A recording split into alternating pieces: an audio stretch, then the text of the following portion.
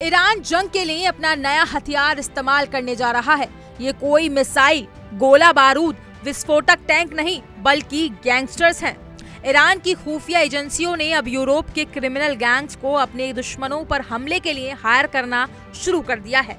जी हाँ, बिल्कुल वैसा ही जैसा भारत में गैंगस्टर लॉरेंस बिश्नोई करता है जब वो अपने दुश्मनों को खत्म करने के लिए शूटरों की टीम बनाता है। फर्क बस इतना है, ये खेल अब अंतर्राष्ट्रीय स्तर पर चल रहा है और इसमें शामिल है यूरोप के सबसे खतरनाक गैंग। इस खुलासे की शुरुआत होती है स्वीडन के सरकारी ब्रॉडकास्टर SVT की एक नई डॉक्यूमेंट्री से, जिसमें दिखाया गया है कि ईरान की खुफिया एजेंसियां स्वीडन और अन्य यूरोपीय देशों की गैंग्स को फंडिंग और मदद दे रही है। इनका मकसद ईरान के टारगेट्स यानी उनके दुश्मनों पर हमले करवाना। इस लिस्ट में सबसे बड़ा नाम सामने आता है लंदन से चलने वाले फारसी न्यूज चैनल ईरान इंटरनेशनल का। इस चैनल को ईरानी शासन विरोधी रिपोर्टिंग के लिए जाना जाता है और पहले भी इसके पत्रकारों को धमकियां, साइबर अटैक और फिजिकल निगरानी का सामना करना पड़ा है। लेकिन अब मामला सीधे गैंगस्टरों के जरिए हत्याएं और बम धमाकों तक पहुंच गया है।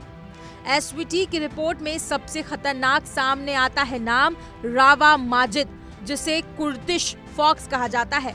वो स्वीडन के कुख्यात फॉक्सट्रॉट गैंग का सरगना है।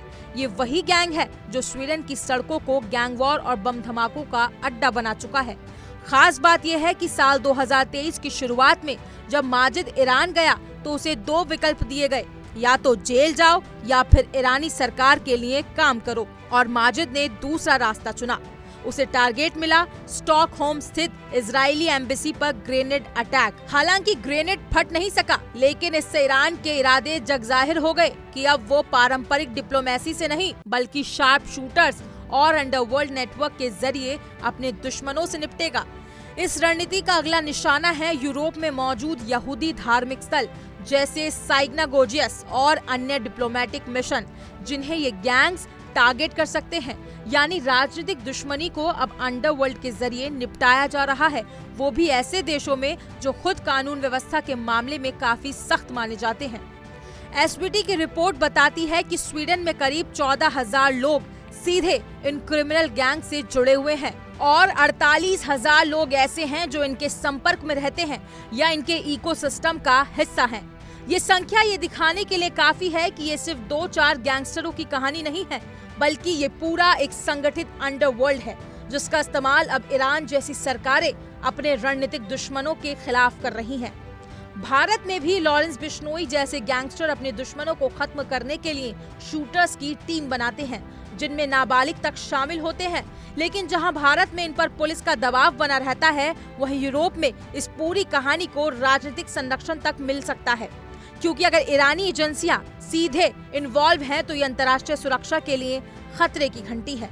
ईरान इंटरनेशनल जैसे चैनल पर हमले सिर्फ प्रेस फ्रीडम पर अटैक नहीं है, बल्कि ये दर्शाते हैं कि अब आधुनिक जासूसी और खुफिया कार्रवाई का चेहरा बदल चुका है। अब वर्दी नहीं, गैंगस्टरों की जीन्स और जैकेट में वो हथियार चल रहे हैं जो कभी सिर्फ युद्ध के मैदान में चलते थे। सवाल ये उठता है, क्या यूरोपीय सुरक्षा एजेंसियां इस गठजोड़ को रोक पाएंगी?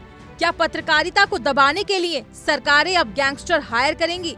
इन तमाम सवालों के जवाब हमें समय देगा, लेकिन ये तय है कि अब जंग सिर्फ सीमाओं पर नहीं बल्कि अपराधियों और सरकारों के खतरनाक गठजोड़ के जरिए सड़कों पर लड़ी जा रही है। फिलहाल इस खबर में इतना ही। अपनी राय कमेंट सेक्शन में जरूर साझा करें और ऐसी ही तमाम हर बड़ी अपडेट के लिए इंडिया डेली को सब्सक्राइब करना ना भूलें।